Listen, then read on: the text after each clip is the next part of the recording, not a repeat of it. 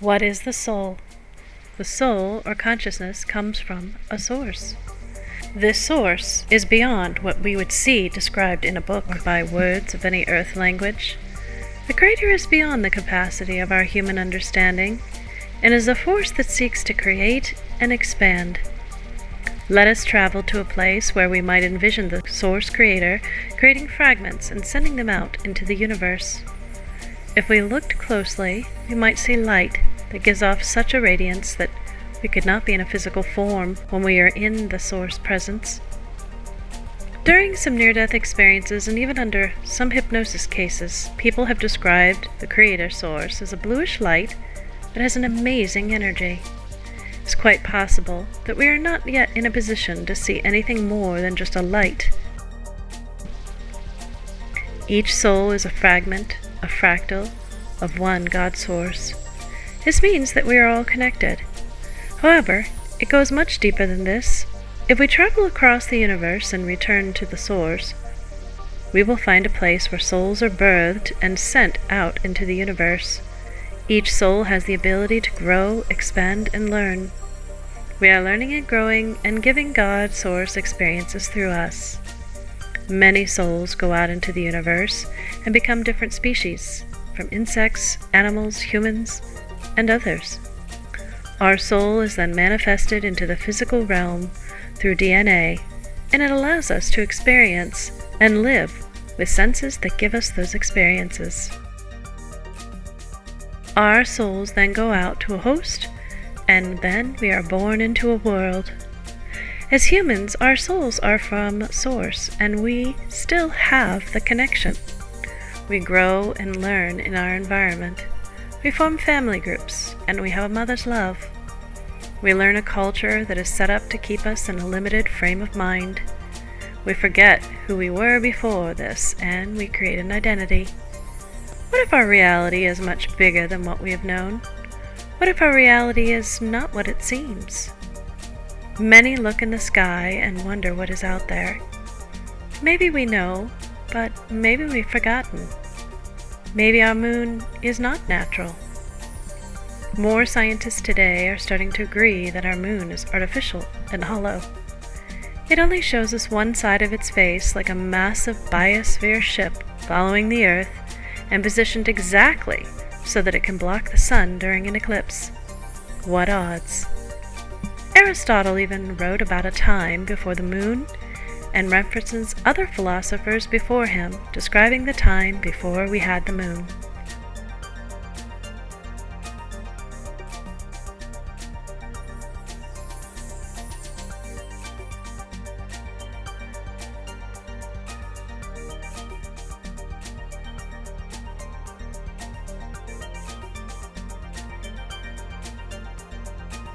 Something keeps us locked in the 7.83 Hertz reality.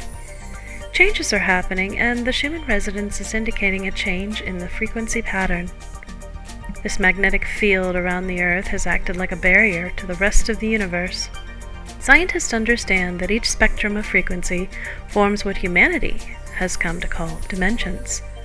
We appear to be approaching a change into a higher frequency.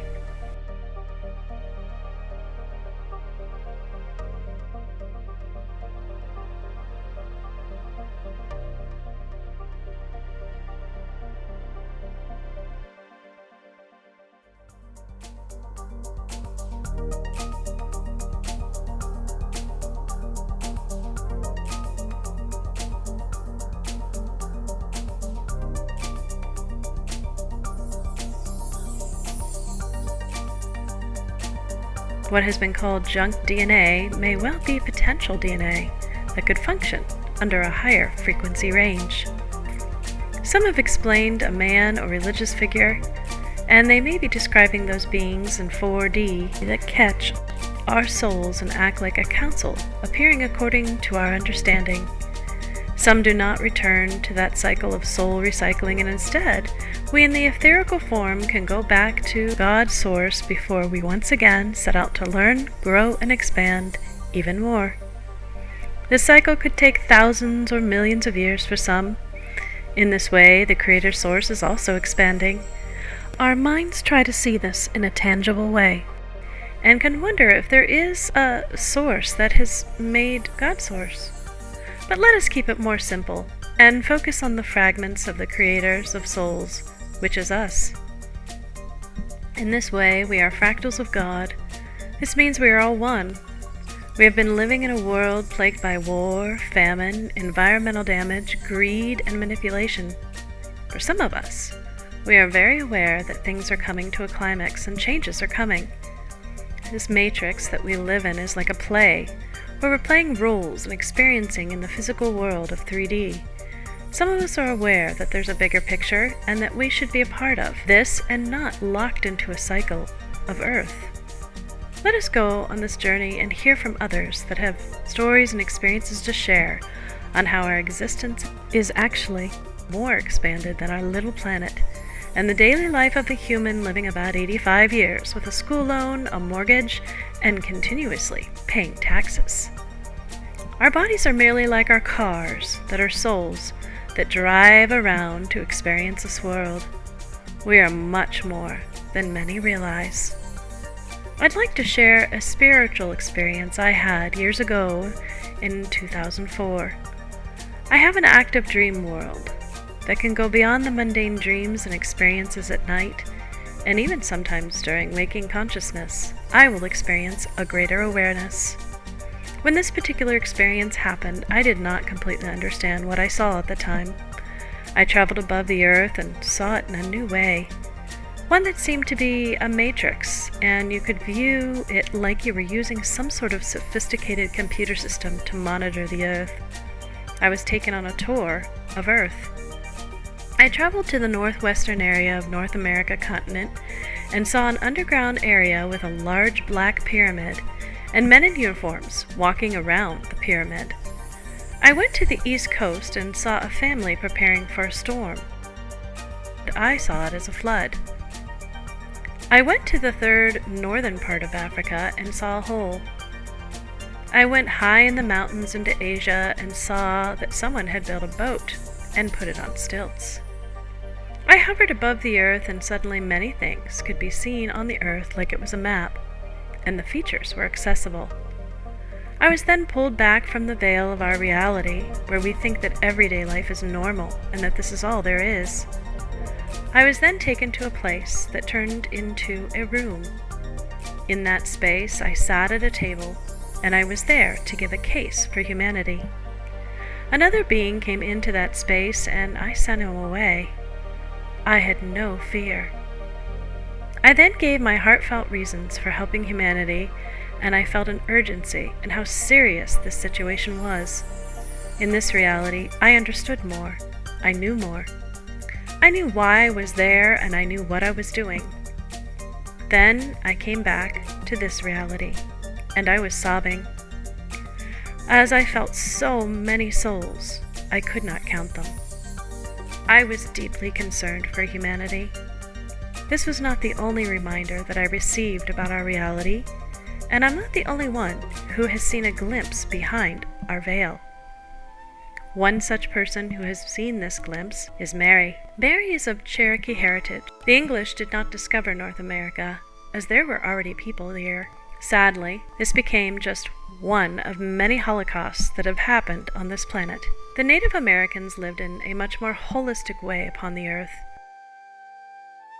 They have many stories handed down through generations that also indicate the earth has a much bigger history than what we have remembered or been told. Mary loves to dance, and she has returned to the traditions of her roots. On her journey, she has also experienced things that defy our current reality. Mary also worked at a local post office. But something was wrong, and Mary began to get sick. And once in a while I would get some horrible burning pain in my throat to where it was so bad I would pass out. They told me, this can't keep going on at the post office, you gotta get this checked or else you're gonna lose your job. So I went and had it checked out, and the doctor told me I had what was called Barrett's esophagus. Barrett's esophagus is a condition where the lining of the esophagus becomes damaged by acid. The valve, over time, can begin to fail. The cells begin to change and become Barrett's esophagus. This increases the risk of cancer of the esophagus. I was in my 40s and I was a size 8 and I didn't drink, but I got Barrett's esophagus, so he's going to fix it. And instead of doing it laparoscopically, he's going to cut me open to fix this. And it's just making your stomach opening a little smaller so the acid doesn't come up and burn your throat. So I said, okay, let's fix this so I can keep my job and not pass out in pain. Mary didn't want to have surgery, but she saw no other option. She wanted to keep her job, and she was suffering. She agreed to undergo surgery to fix her esophagus. I got home and I don't remember coming home. I kept telling my husband I don't feel good. And he goes, you're fine, just sit down in the chair, your mail's right there, go through your mail, you'll be fine. I said, no, just get me up to the bathroom. Maybe I'll just do that, maybe I'll feel better. So I'm coming down the steps afterwards. Something was wrong with Mary. In fact, she was dying. Mary's husband rushed her to the local hospital. And I have total organ failure. I'm dying. They're shoving tubes everywhere. I don't remember any of this. People have told me what happened. My whole family's called in. They accused my husband of giving me something. It was a total nightmare. Tubes. I got scars on my legs where they put wires in to monitor my heart. I woke up though. I could not move. I couldn't talk.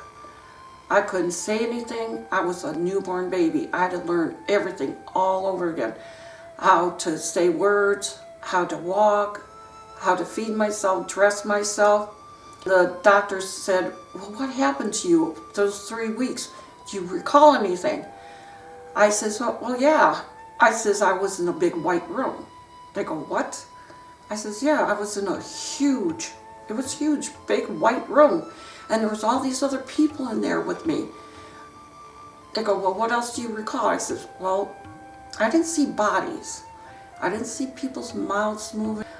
But once in a while, this wall, which was a white wall, this door opened up from it. And this guy would come in and ask who wants to leave the room. Mary wanted out of this room, and she wanted to go back to Earth. I do. Well, I sat there and he chose someone else to leave the room. And this went on several times.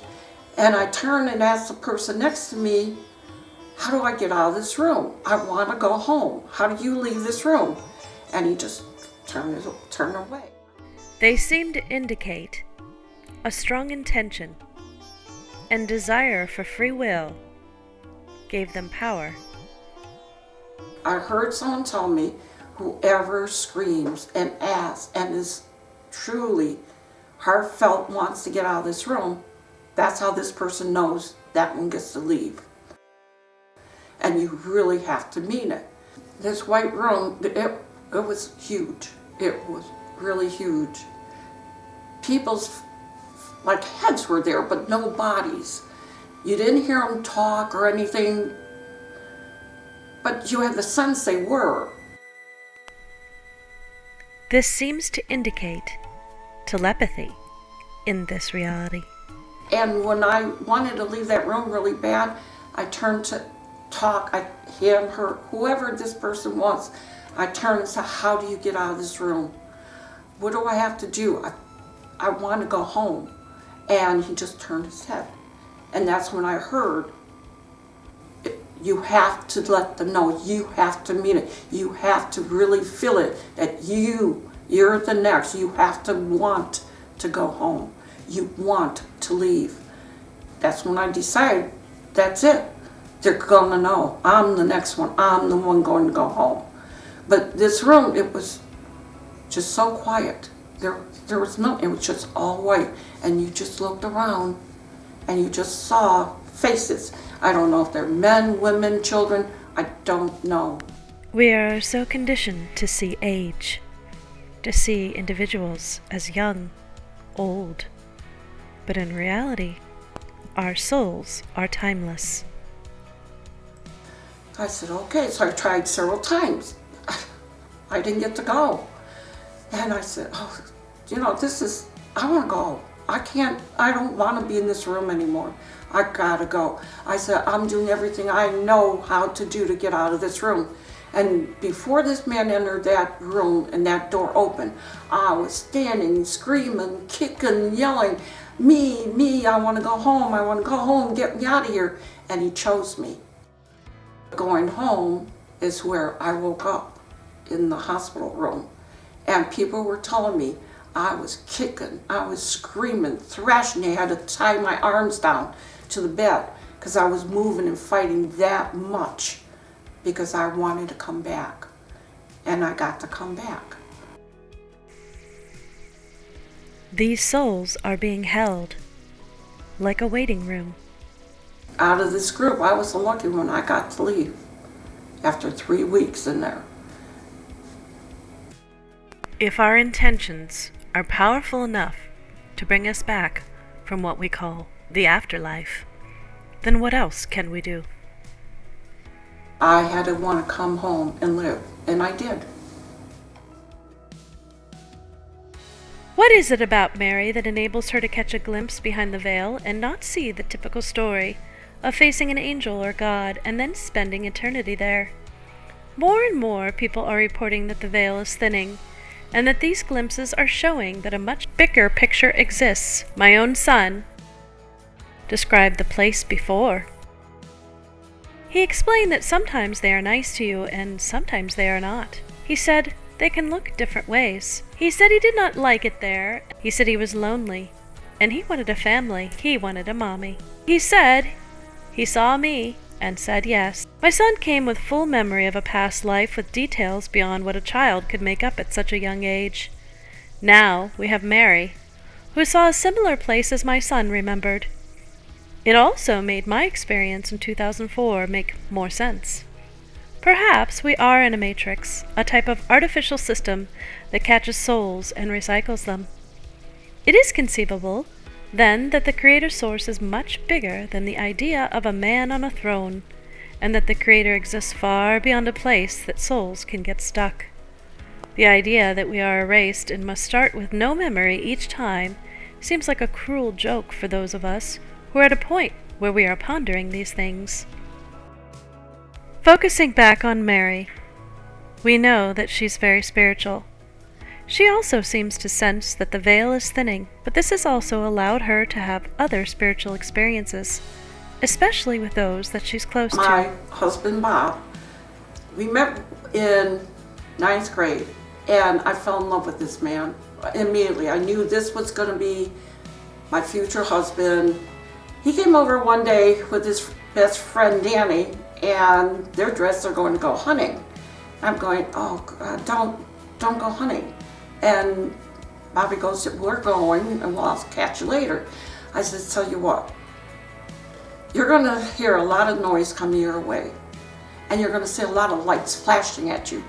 I says, whatever you do, run. He goes, what? I said, once you hear that noise, don't hesitate. Run in the other direction as quick as you can. And he goes, okay, fine by me.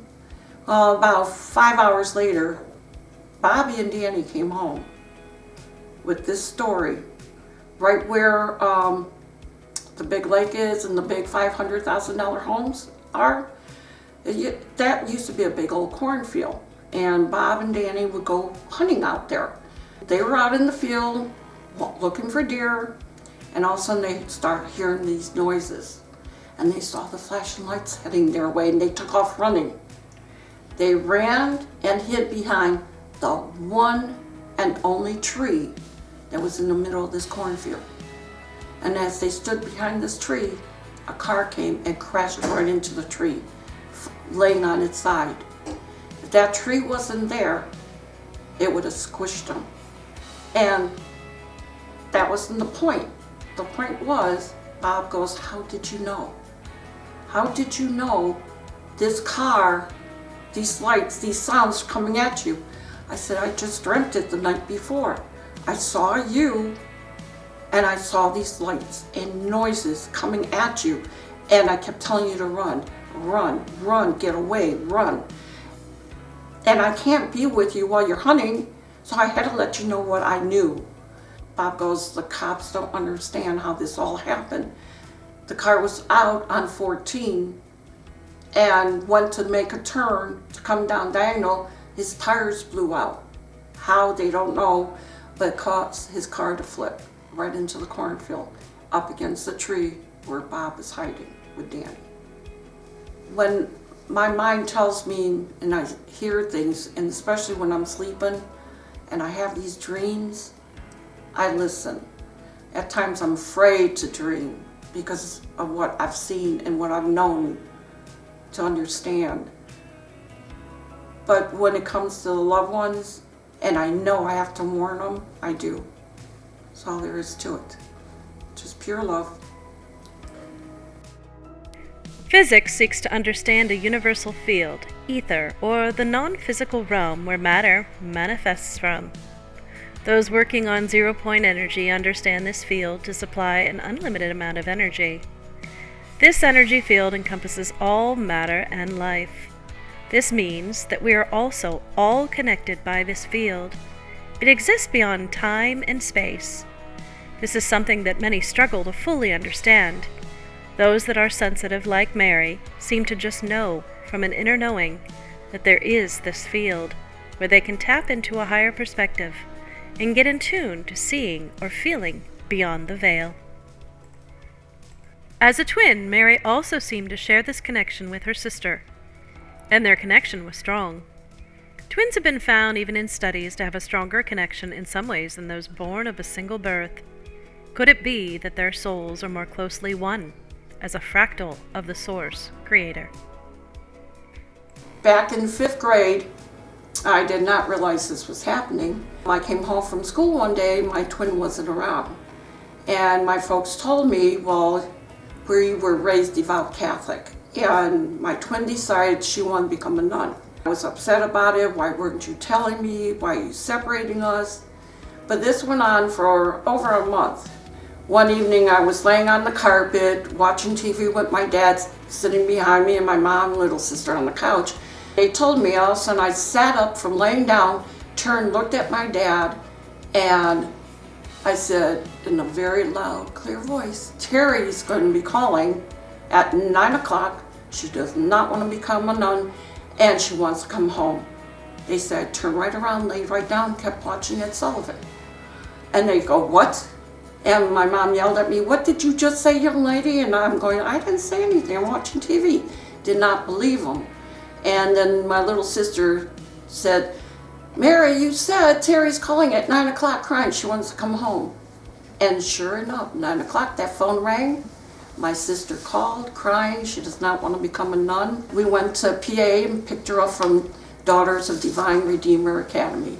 About a few years later, we were 17 and our best friend, Gary Griffith, down the street from us, had just gotten his driver's license. And he bought himself what was called a Javelin car, little sporty car. Well, my sister and I was standing on the porch. And she walked down the steps and she stood in like a cubby hole off the side of the porch steps, and there's a pillar going up that holds the roof of the porch on. And I'm on the top step standing there, and Gary pulls his Javelin in and he's revving it up, and I grabbed hold of my sister's shoulder. I said, you come up here right now. And I must have said it with some force and really held on to her. And I was pulling and she came up the steps that quick. And just that quick, Gary's Javelin went into the porch and knocked the pillar down, destroyed the steps where we were standing on, and the cops said if my sister was still standing there, she would have been dead. The car went right in underneath that spot. My sister and I, we're still close. Things happen, and I just know just to get there, just to be there. I was at the post office and I'm a shift supervisor. I just had this feeling something's wrong with my sister. She just had a heart attack, an open heart surgery, and I knew she was all right, but there was something wrong.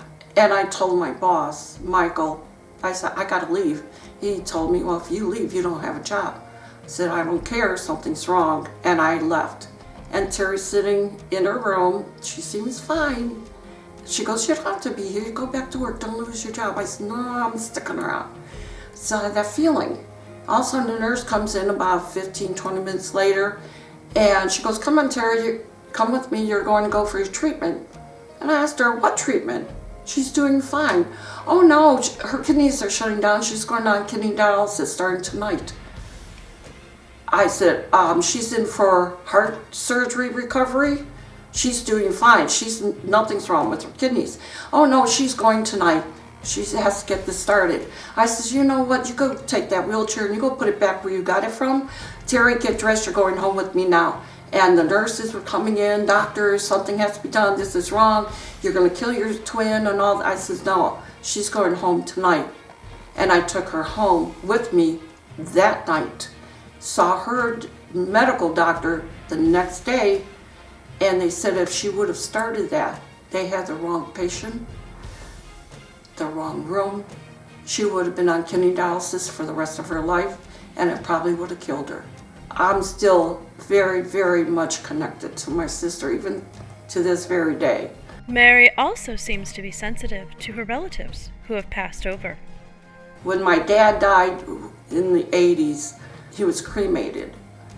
My mom always carried his ashes around with him.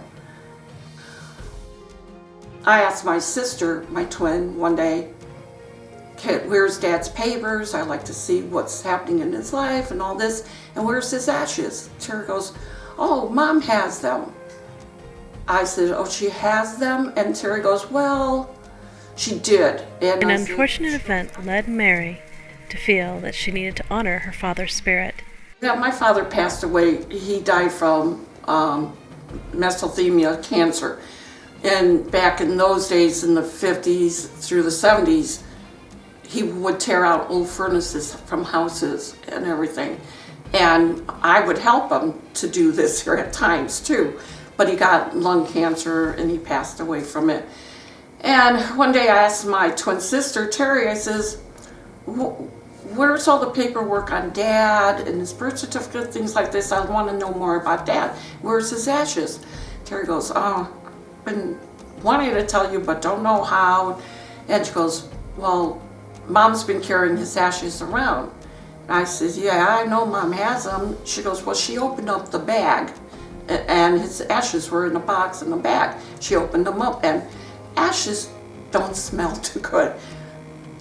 So the odor was coming through this box. Well, my mom moved in with my sister, little sister Linda, and Linda kept smelling this odor and said, what is that? And she goes, well, that's Dad's ashes. She goes, no, we're going to get rid of them. We're here in Mentor on the lake now. Dad loved fishing. You're going to take the ashes, you're going to dump it in the lake, and Dad will be at peace. So my mom said, okay. They get out of the cars, nice, bright, sunny, calm, beautiful day. And they get out there, and there was no ceremony, nothing was said. And Linda says, go ahead, just dump them in there. So my mom goes to dump the ashes, and this windstorm kicked up and blew all the ashes back up on her. And my sister had a fit. Not only did this traumatize Mary's mother and sisters, but Mary felt very strongly that she needed to honor her father's spirit and to be sure he was at rest. He's not settled, he's not at peace. She goes, well, what are you going to do about it? I said, don't worry about it. I'll handle this. I will find my dad. And I just kept asking the spirits, come, tell me how to do this there. And the powwow kept coming up, and I asked my husband, let's go see a powwow and all this here. And I said, this is how I'm going to do it. Mary did her research, and she learned in Cherokee tradition how to reach out to a soul that had passed on. Got my regala already, all handmade, all the right symbols on it to find the lost spirit of my dad. So I go into dance, and everyone's doing a traditional Indian dance, and I said, no, I learned how to find the spirit. And I went out there and I did my dance, and everything went north, east, south, west, and everything, and we were all dismissed. We had to come back in the afternoon and be introduced again through the grand entry. And my husband said, honey, you can win prizes if you're chosen first, second, or third. I said, I'm not interested in that. I'm looking for my dad's lost spirit. He goes, well, if you keep doing the dance you're doing, no one else is doing that. They're doing traditional. I said, I don't care. I'm doing the dance I was taught. So I went out there and I'm doing the dance, and all of a sudden the MC screams in the loudspeaker, stop, everyone stop. And I'm standing there and I stop, and he goes, and I just saw this feather falling in front of me, coming down. And I'm looking at it, and this young man next to me comes running up and stands over it. And no one is moving. It's all hushed. And the MC saying, everyone stop recording. Everyone be quiet. There's no pictures. We have a lost spirit that just entered the arena. It's a lost spirit, and we must put him to rest.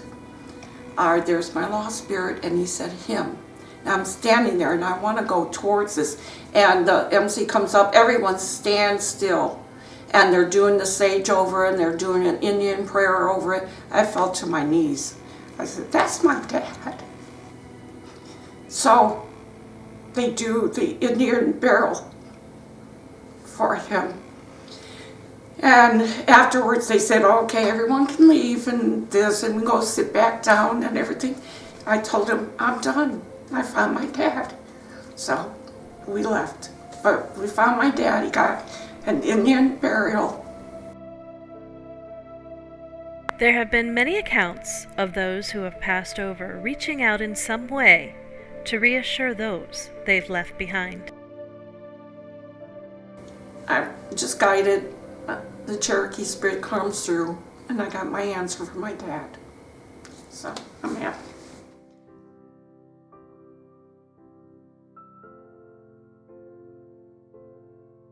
I had 100% agreed the veil's thinning. I mean, it was just a month ago on TV8 on their morning show. They have that great big picture window showing the Lake Erie, and I think it's House of Rock, but in the background were clouds, and it was caught on TV camera, live TV. This creature flew through the white clouds, and it was caught on live TV. They even replayed it later that night saying, what in the world is that? No one could answer.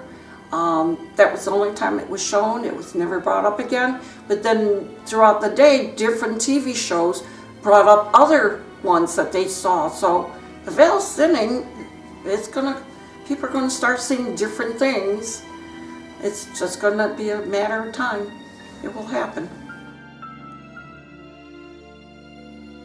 Are you more religious or spiritual, and why? I think I'm very spiritual, especially since I've claimed my Cherokee past and finding my dad's spirit. I've become more in tone with feelings of the spirits around me and what I can do to help.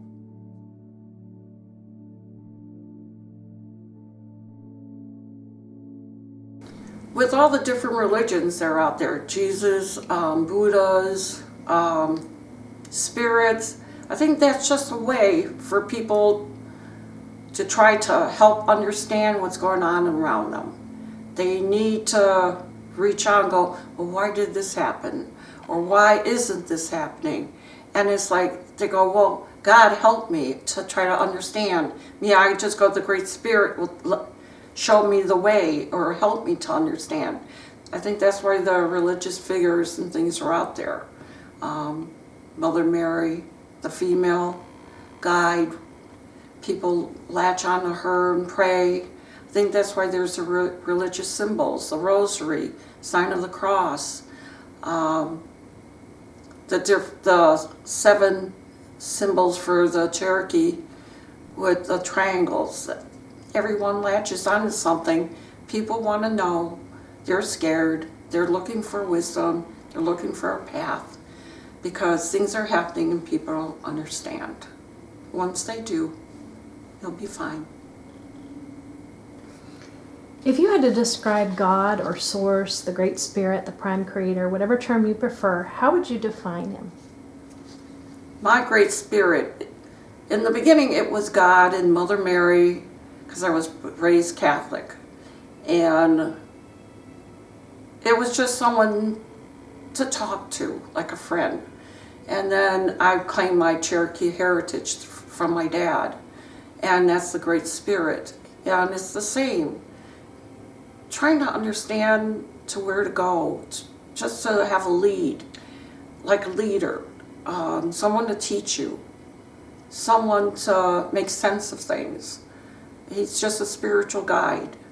And ours is the Great Spirits. There's several spirits we claim.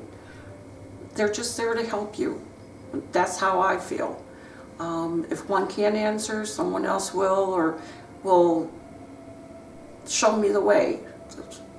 That's how I found my dad's spirit. I just prayed to him. And how would you define the creator of everything? That's the whole universe. There is someone or something out there that knows how all this whole world started. We don't know.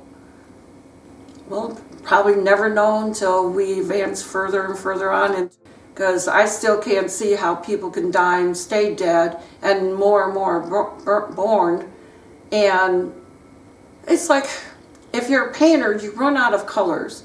You can't make up more colors, you have to reuse your colors. So how can the spirit stay in the ground and not be reused? If there's a great creator out there, you're gonna just waste the souls, their spirits. You're gonna bring them back, they're gonna have to relearn, reborn, reteach, re-show, be a teacher, follower for someone. Do you think you would be ready to see other realms of existence? Other realms of existence, that's an absolute. When I was in my coma, I was in that big white room. There is other realms. There's no ifs, ands, or buts about that. Do you have a sense about changes that are coming? There are a lot of changes that are going to be happening to this world. And a lot have already happened. I've seen white deer, white elk, white buffalo. The latest was a white turtle in Florida. I'm sorry, but turtles are brown and green for camouflage, for safety reasons. Why all of a sudden is there white turtles? And the tornadoes that are happening and flooding, the tornadoes are usually out west. Well, they're coming more east. And the flooding is coming up higher up and not staying more down south. There are changes. People have got to start waking up and realizing this and getting prepared and ready. There's something big going to happen. I mean, slowly but surely, things are being shown. There is massive things happening, and it's time to wake up and to get ready. Be prepared.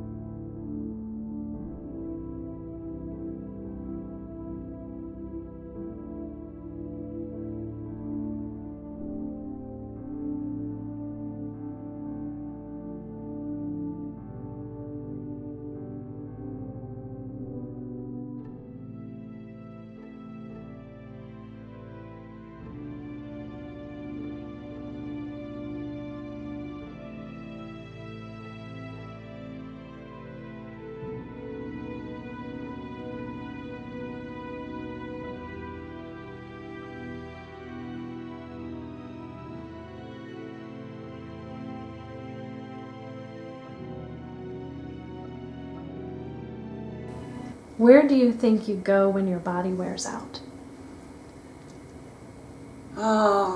When I die, I know I'll be buried. I'll just become part of the earth, because the earth has to be rejuvenated, and your body is part of soil and stuff.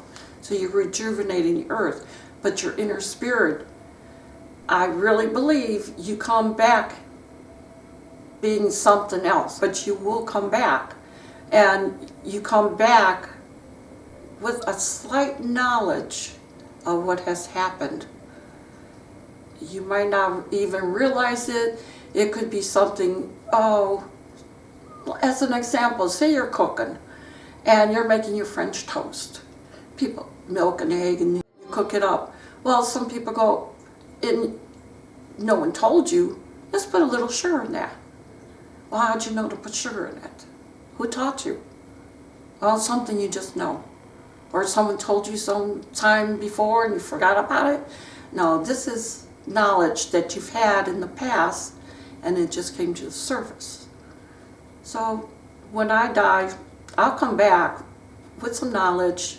Hopefully I can pass it on or teach someone with some remembrance of what my past was. What do you think of the rising reports of a new perspective of our afterlife that indicates that it is unique for our planet and it may be different elsewhere in the universe? And do you agree, or do you have thoughts on what or why? Oh, the whole universe is alive. There's different worlds out there. I mean, honestly, we can't be the only ones here. There has to be different like time spots going on. Like, why is there a wormhole or a dark hole? Stars are all of a sudden appearing. There's other worlds out there, and maybe one day everybody will meet. Do you think you're ready for open contact? Absolutely. I wouldn't mind meeting someone, going to say hi, or just standing there looking at them or them at me. Not at all scared or worried about that. I already met one person in that white room coming through the door. I didn't find that person scary or anything. I just wanted to try to get his attention that I was next, but no, not one bit worried about it. We live in a world of duality, of good versus bad and predator versus prey. Do you think this is necessary, or do you think that darkness has gotten out of hand? And do you think that we have enough resisting forces within ourselves?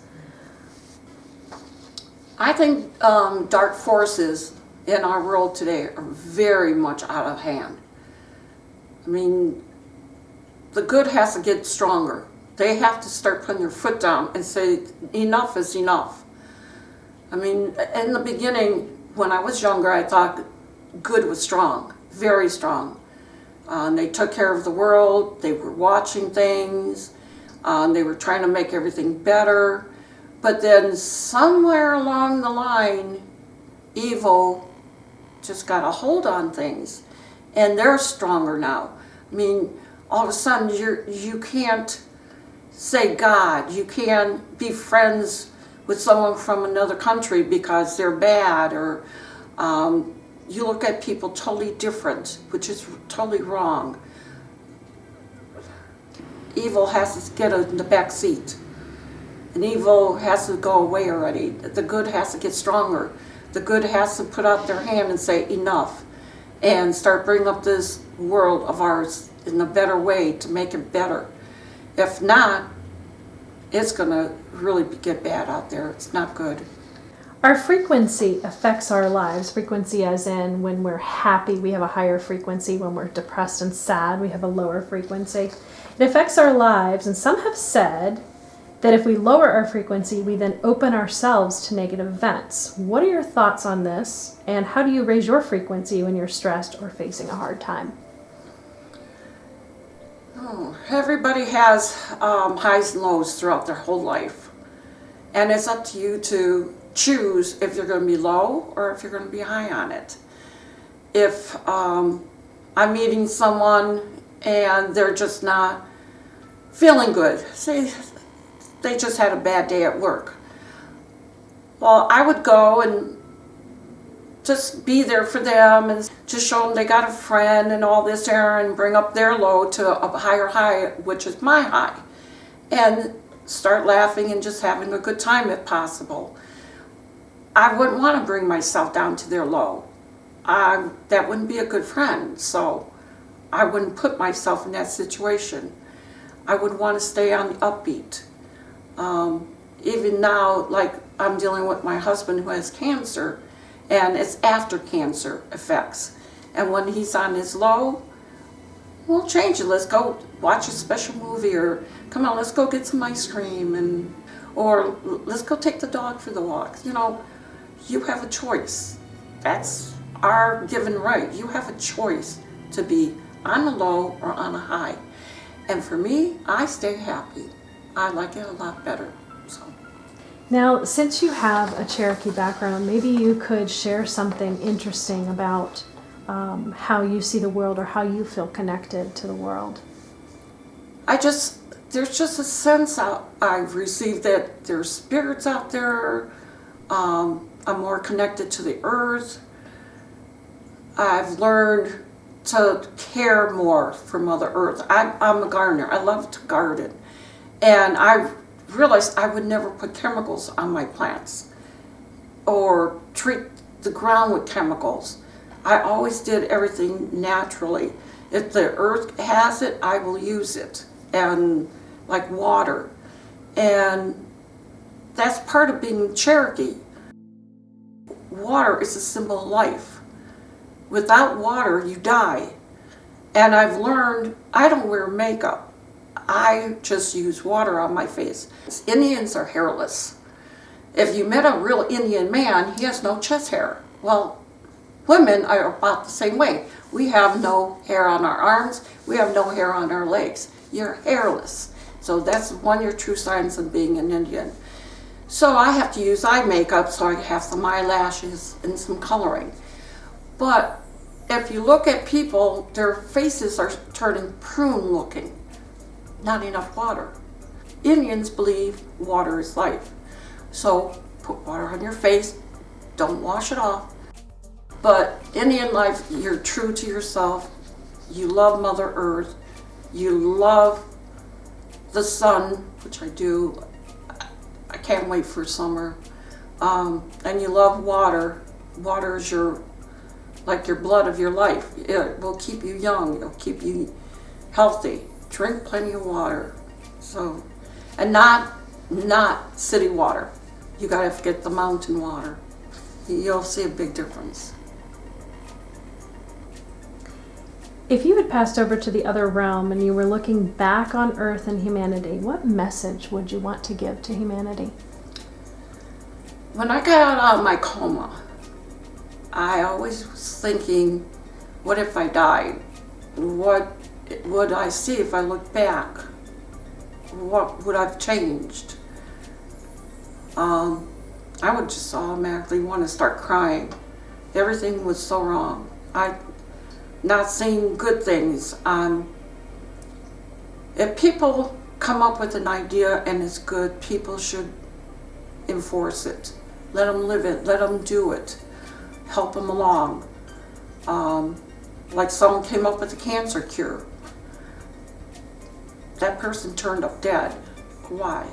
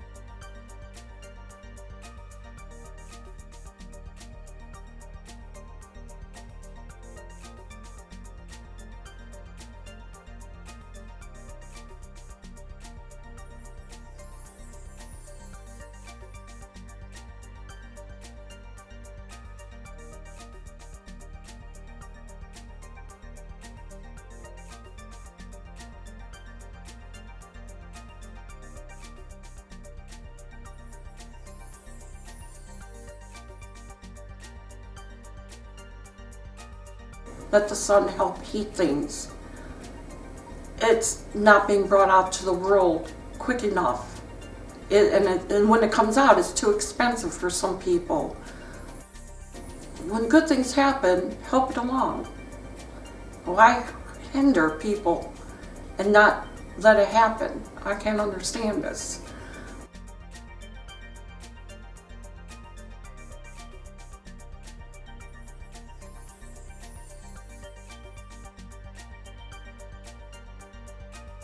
Why people don't want to offer help on different things. It just makes me sad. People want to learn, people want to have, people want to be able to live, people want to be cancer-free, people don't want these diseases, but there's people out there saying, you're not ready, it's not your time, you can't have it, it's too expensive. Well, start caring about people in this world and it won't be. You'll be there for all of us and we can live. You just have a inner sense as you're growing up that you start moving, you're reaching for things. Animals know it. They're right there by the babies. They're right there hugging on them, kissing them, and it's like they're so happy and they're so grateful they're born, and they want to be around by them. They watch them. Little kids run off from the house and their dogs are right there by them and watching them and caring for them. It's the truth. I'm a twin, and when things happen to my twin, I have a connection. I feel it. I know something's just not right. If I feel like something's not right on me. The sixth sense mothers have with children, like I have to call my son. I know something's wrong. Or telling someone, hey Barbie, don't go down that road. It's gonna be a backup there today, and go the other route, and they take the other route, and sure enough, it was flooded or there was a car accident or something. You just have that inner feeling in there. And I'm glad I'm only a twin because, oh my God, people with triplets and quadruplets, and it's like, but their feelings for each other must really, really be strong. It's like, it's amazing. And me, I was born with a deformed left hand. For me, I'm normal. I grew up like this. I don't know the difference. For me, you guys are wrong. I'm the normal one. So people go, it's amazing. You learn with what you got. And I was given the sense that I'm normal. So I type 50 words a minute. I knit, I crochet, I sew, I do speed writing.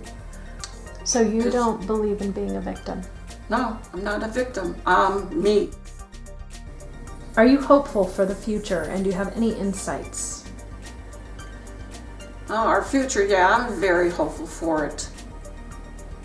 I think it will turn around, but it will come at a cost. We just have to put our foot down and come back to the real world and want to take care of it and care for each other. We can't be turning our backs on everyone and be just for me. You gotta be for the world. You gotta be for all, not one.